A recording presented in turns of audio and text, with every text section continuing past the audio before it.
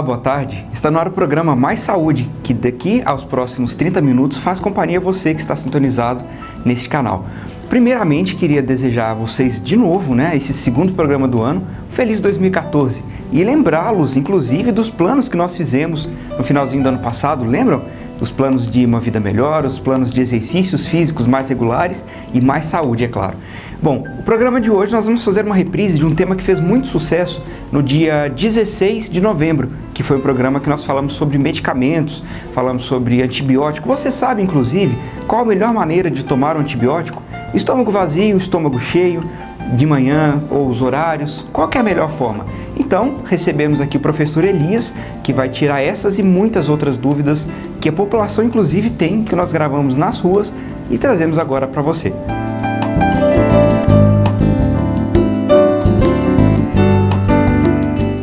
Recebemos aqui no estúdio o professor e doutor Elias Borges Nascimento Júnior. Seja muito bem-vindo ao programa Mais Saúde. E nós dois vamos tentar esclarecer essas dúvidas e outras também de pessoas que nós encontramos nas ruas aqui de Divinópolis, para a gente começar também a explicar as principais dúvidas que a população tem sobre os medicamentos. Bom, para começar, professor, eu queria que o senhor se apresentasse, falasse um pouquinho sobre os seus trabalhos, para quem está em casa, para que também te conheça efetivamente. Boa tarde. Boa tarde. Muito obrigado pelo convite. Eu sou farmacêutico, formado pela Universidade Federal de Minas Gerais, com mestrado e doutorado na área de farmacologia. E agora eu estou como professor da Universidade Federal de São João del Rei, no campus Dona Lindu, em Divinópolis, onde eu fui muito bem-vindo e estou muito satisfeito de estar aqui.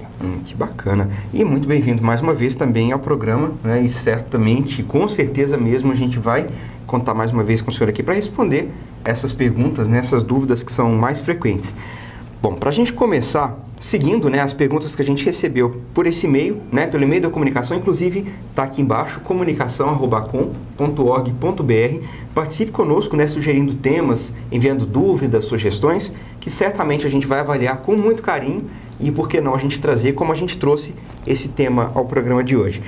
Bom, começando, medicamentos de prescrição farmacêutica.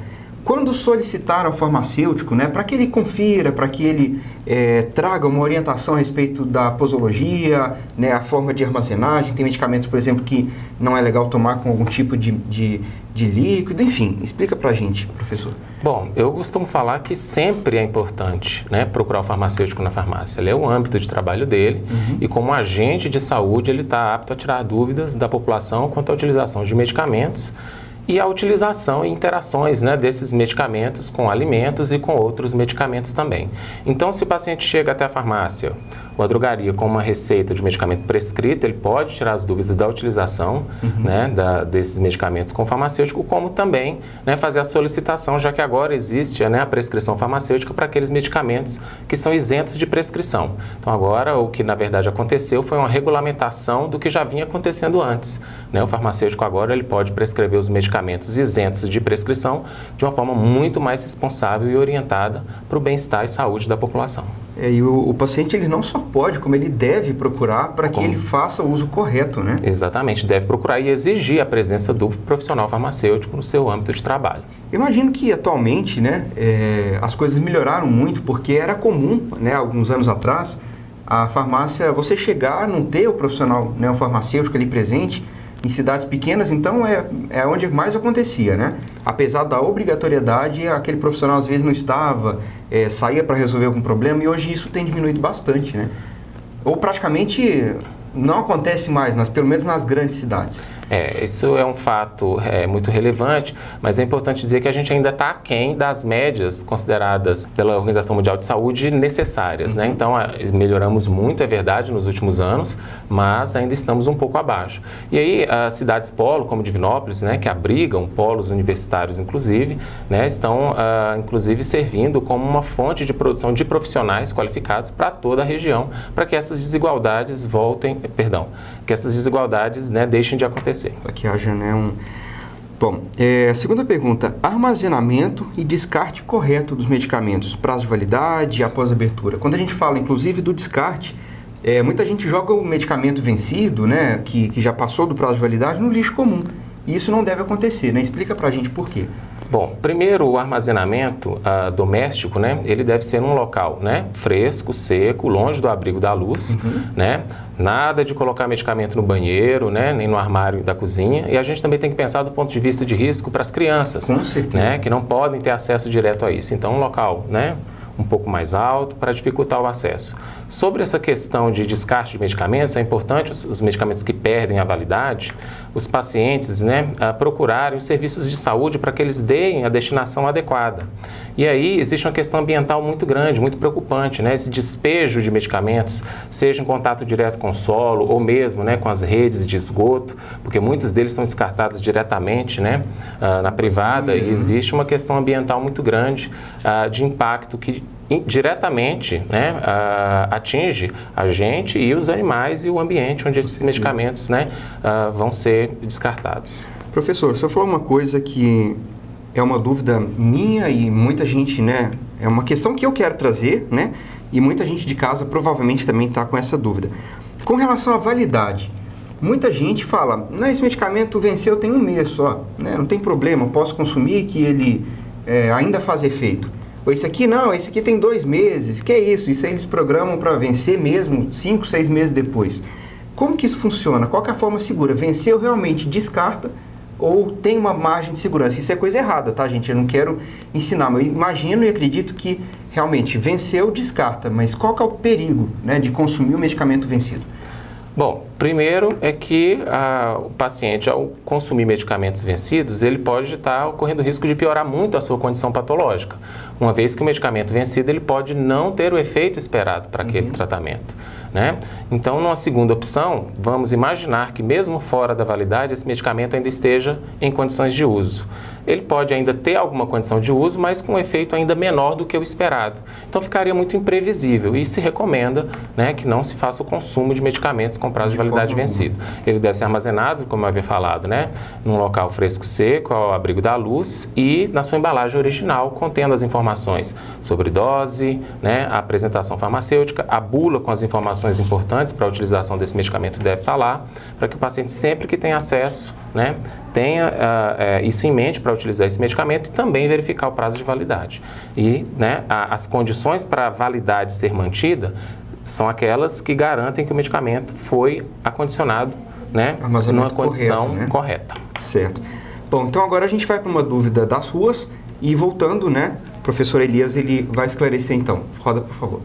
Eu gostaria de tirar aqui algumas dúvidas, esclarecer a respeito da questão do antibiótico. Para ser tomado o antibiótico, tem que ser após um leite? Quais as consequências de tomar o antibiótico, por exemplo, com a barriga vazia, sem comer alguma coisa antes? Quero um esclarecimento a esse respeito. Bom, então essa foi a dúvida do senhor Valmir. Professor, qual que é então o risco de consumir o antibiótico com o estômago vazio? Bom, Valmir, eu vou inclusive abranger um pouco mais a sua pergunta para não só antibióticos, mas para todos os tipos de medicamentos. Existem medicamentos que a presença do alimento favorece a absorção e o efeito do medicamento.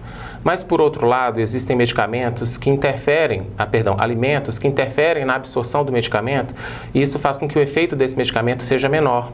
E aí, de uma maneira geral, o que a gente recomenda? Como isso varia muito por paciente e pelo medicamento, que você busque essa orientação com o farmacêutico ou com o prescritor e que na bula conste tem essa informação de que o alimento interfere ou não interfere na absorção e no efeito do medicamento. Então, de uma maneira abrangente, é importante se certificar disso. Existem casos e casos, Existem casos e casos em que ele pode favorecer ou desfavorecer o efeito do medicamento. Não só antibióticos, como todos os outros fármacos. E mais uma vez a gente volta, né, a uma das nossas primeiras perguntas da importância, né, de se consultar o farmacêutico, né, de plantão a respeito, né, do uso correto do medicamento. Tem mais uma pergunta daqui. Os tipos de medicamento, né? Existem medicamentos genéricos, similares, fracionados que são vendidos, né?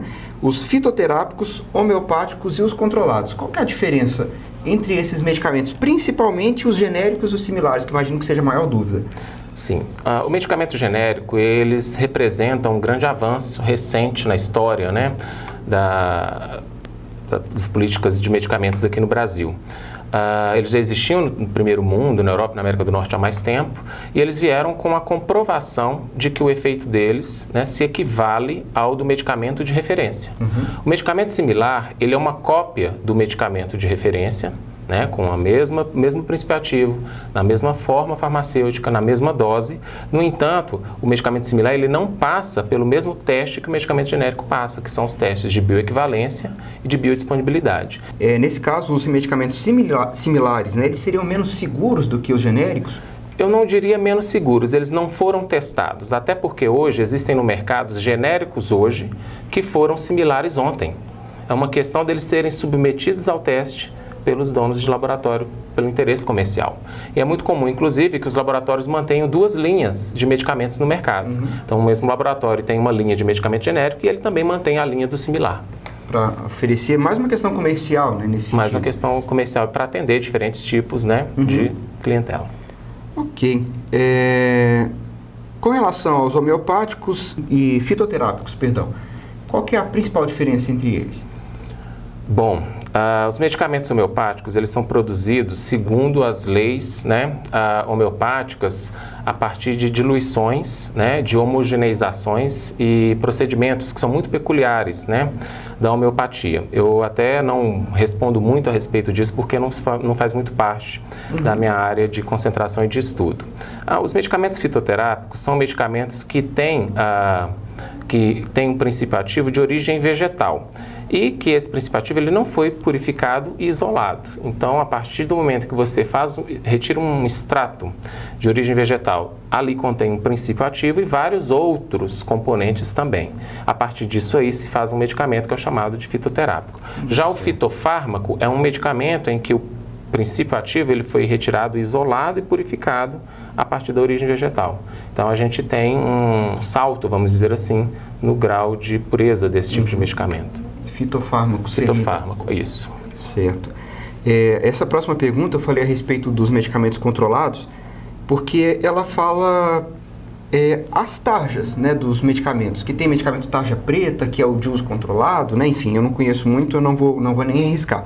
Mas qual que é a diferença da cor, né, as tarjas? O que significa vermelha, o que não tem a tarja, que é de uso liberado? Explica pra gente. Então, vamos lá. Os medicamentos que não são tarjados, né, que não apresentam essa tarja na embalagem, eles são medicamentos que, utilizados e orientados, né, de maneira responsável, eles não vão trazer tantos perigos e riscos à população. São esses medicamentos que a gente chama de medicamentos de venda livre ou medicamentos isentos de prescrição, né, que comumente as pessoas vão e esses medicamentos se encontram em gôndolas, né, de autosserviço nas farmácias e drogarias. São os medicamentos isentos de prescrição, alguns antigripais, os anti-inflamatórios, analgésicos, né, antiácidos, eles fazem parte desse grupo, né, desses medicamentos.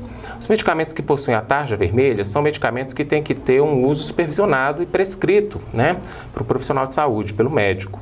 E aí isso quer dizer que eles, né, oferecem algum risco e por isso eles têm que ser acompanhados, né? Seria desejável que as pessoas mostrassem, os clientes sempre mostrassem, exibissem, né, a prescrição médica para fazer a aquisição desse medicamento. Então é venda sob prescrição médica e as pessoas poderiam apresentar a receita para fazer a aquisição. Ainda nesses medicamentos de tarja vermelha, existem outros que exigem a retenção da receita. Eles são tarja vermelha, são alguns antidepressivos e os medicamentos utilizados no tratamento da epilepsia, né, como a carbamazepina, né, e o fenobarbital, por exemplo, né, são tarjados, né, com a tarja vermelha e a receita fica retida na farmácia. A segunda via, ela é destinada ao paciente para ele se orientar quanto à posologia e dose para fazer o uso. Já os medicamentos tarja preta são os psicotrópicos que agem, né, ou seja, medicamentos que agem no sistema nervoso central. Eles, quando utilizados de maneira abusiva, eles podem trazer a dependência. E aí, por isso, esses medicamentos só são adquiridos mediante um talonário especial, um receituário especial, na cor azul, né? E aí, mediante a identificação do prescritor e do paciente no momento da aquisição, e essa receita também fica retida na farmácia para fins de controle. Então, essa é a grande diferença dos tipos de tarja para os medicamentos. Bom, a gente vai fazer um pequeno intervalo, uma pausa rapidinha mesmo, para que a gente possa voltar e continuar falando sobre esse tema que é tão interessante e é tão útil, eu tenho certeza, para todos vocês que estão assistindo. Não saiam daí então.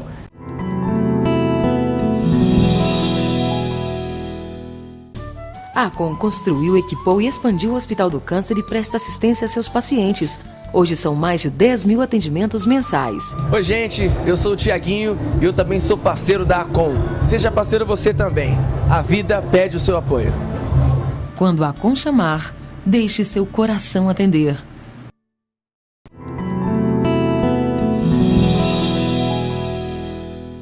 Olá, estamos de volta com esse programa em que nós falamos sobre medicamentos. Falamos sobre os tipos principais de tarjas, né, como funciona, por que a tarja vermelha, por que a tarja preta, como utilizar os medicamentos, descarte correto, validade e muitas outras dúvidas. Então, continuamos com essa entrevista que eu fiz com o professor Elias aqui no estúdio do Mais Saúde. Aqui ao meu lado está o professor Dr. Elias Borges Nascimento Júnior, da Universidade Federal de São João del Rei, aqui em Divinópolis, e a gente está conversando a respeito de medicamentos e também o seu uso consciente e as complicações que o uso indiscriminado podem trazer. Então, professor, voltando, né, nesse segundo bloco, eu queria que a gente fosse direto para mais uma dúvida da rua, para que a gente possa voltar dando sequência também com essas perguntas que eu tenho aqui. Então, por gentileza, roda a matéria. Eu quero saber que eu tenho problema com a garganta. E eu tomo remédio para garganta. Como eu trabalho, eu não tomo remédio nas horas certas, né, que o médico indica. Eu quero saber se tem algum problema.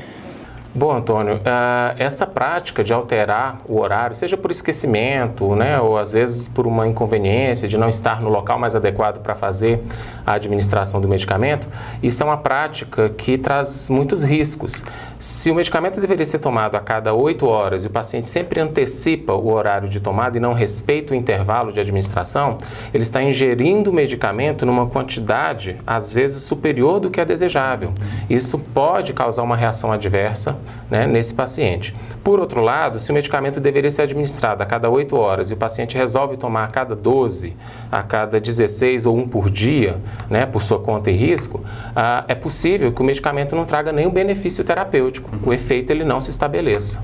Então é desejável, né, que a população fique muito atenta para respeitar ao máximo o horário de tomada e ingestão dos medicamentos, porque isso já foi extremamente estudado e calculado para que o medicamento possa, enfim, oferecer o benefício terapêutico para aquele paciente. Isso a gente faz o máximo para não alterar. Certo. E com relação, né, à pessoa que toma, que por sua própria conta e risco prolonga, né, de 8 em 8, passa para 12, 14, 1 por dia. Existe o risco de, quando a pessoa voltar a tomar, aquele medicamento não faça mais efeito por, vamos supor, um vírus, uma bactéria, cria resistência àquele medicamento, aquele princípio ativo? Nesse caso é pouco provável. O que acontece normalmente é que as pessoas utilizam um medicamento certo na hora errada e essas coisas podem começar a acontecer, que é o caso dos antibióticos. Recentemente, né, se passou a exigir a prescrição, né, para a aquisição de antibióticos. Isso também foi um ganho muito importante para que essa resistência bacteriana, né, que está acontecendo aí, a gente, né, tenta combater de todas as formas, e essa resistência vem crescendo muito em função desse uso indiscriminado de antibióticos. Então, a dificuldade de acesso, ou seja, que esses antibióticos passassem a ser utilizados apenas sob prescrição, vai diminuir bastante esse fato que você acabou de relatar, de uma paciente que faz uso de um determinado medicamento e após certo tempo esse medicamento não traz o efeito esperado. Isso é preocupante para os antibióticos porque as infecções podem ganhar, né, intensidade, né, e magnitude, né, vamos dizer assim, em intensidade da infecção. Por outro lado, existe também o fenômeno de tolerância. Quando o paciente faz uso correto do medicamento, por longo prazo, seja por prescrição ou ainda por conta própria, que é mais grave ainda, de longo prazo, e ele começa a criar uma tolerância àquele medicamento. O efeito do medicamento, ele é mais difícil de ser percebido. E aí a tendência natural que o paciente teria seria de aumentar a dose para obter o mesmo efeito de antes. Isso também acontece para medicamentos prescritos e acontece grandemente na automedicação, que é muito preocupante e também é muito danoso. Ok. Então vamos a mais uma pergunta das suas. Se você tomar álcool e pode tomar um medicamento assim normalmente? Excelente pergunta. Isso é um dos grandes problemas e um dos grandes mitos, né, de que álcool corta ou aumenta o efeito dos medicamentos. Isso, na verdade, não é um mito, isso é verdade. O álcool interfere no efeito dos medicamentos e a gente sempre recomenda que, ao fazer uso, né, de medicamentos, interrompa o consumo alcoólico durante aquele período.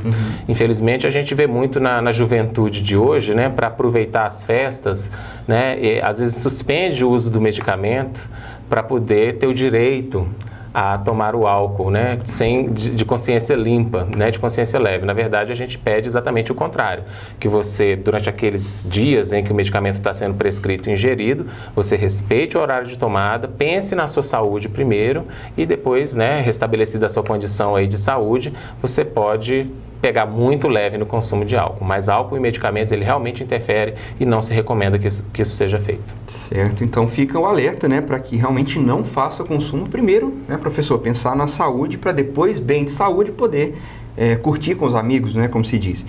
Qual que é a forma ideal para se tomar um medicamento? É com água, leite, suco, refrigerante? O que é o aconselhável? Salvo situações em que esteja extremamente claro na prescrição ou na bula, né, sempre se recomenda de uma maneira geral que os medicamentos sejam ingeridos com água, sempre água, né, um copo cheio para facilitar a deglutição. Algumas pessoas têm uma certa dificuldade, né, de deglutição, às vezes pode beber um pouquinho mais que um copo, mas sempre água e um volume considerável. Certo. Então vamos à última pergunta das ruas. Eu gostaria de saber se tem alguma forma de minimizar o efeito colateral do remédio para diabetes. Isso é uma prática, vamos dizer assim, péssima nos dias de hoje, né? Os medicamentos, eles podem trazer a reação adversa e se tratar uma reação adversa com um novo medicamento. E aí cria-se aquele efeito de bola de neve, né? Que acaba uma hora que não tem fim. Então a gente estabelece o seguinte, que um bom acompanhamento por um bom profissional de saúde é o mais importante. Se aquela dose que foi prescrita para aquele paciente não está sendo muito bem tolerada por aquele paciente, está causando uma certa reação adversa, retorne ao prescritor para que essa dose seja ajustada, antes mesmo de você se automedicar ou de chegar a sugerir para o prescritor um outro medicamento para tratar uma reação adversa. Isso a gente tem que pensar do ponto de vista de saúde individual, mas também de saúde coletiva, né? Do ponto de vista geral, a automedicação e ficar tratando reação adversa com outros medicamentos gera um gasto extremamente grande, não só para o paciente, mas coletivamente falando também. Tem um risco também, né, para a saúde. Bom, o programa está quase chegando ao fim, mas antes eu queria fazer mais duas perguntas. Quais são os cuidados que as pessoas devem ter? Porque isso é muito complicado, gente. Eu quero trazer essa pergunta porque é muito importante. São os medicamentos para emagrecimento. Quais são os riscos que esses medicamentos podem trazer para a saúde, principalmente das mulheres que, devido, né, à busca constante pela beleza física e tudo, né, usam isso de forma indiscriminada?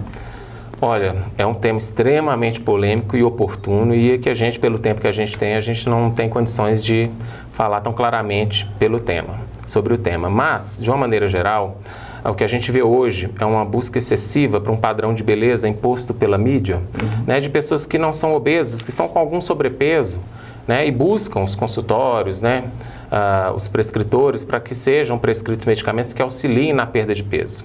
Isso é algo que é condenável pela Organização Mundial de Saúde. Os medicamentos que são os inibidores de apetite já foram retirados do mercado brasileiro e de vários outros países do mundo. Recentemente a gente tem a sibutramina, que permaneceu no mercado brasileiro, mas ela vem sendo retirada e questionada de outros países do mundo também. Então os inibidores de apetite, plantas com atividade diurética, com atividade laxante, diuréticos propriamente ditos, né? Não há nada aprovado e que seja seguro para tratamento de obesidade. A obesidade é uma condição multifatorial e assim ela deve ser abordada, é uma condição complexa. Então, de uma maneira geral, eu diria que para a população que não entrasse, que não caísse nessas armadilhas. Não existe a pílula mágica do emagrecimento do dia seguinte, né?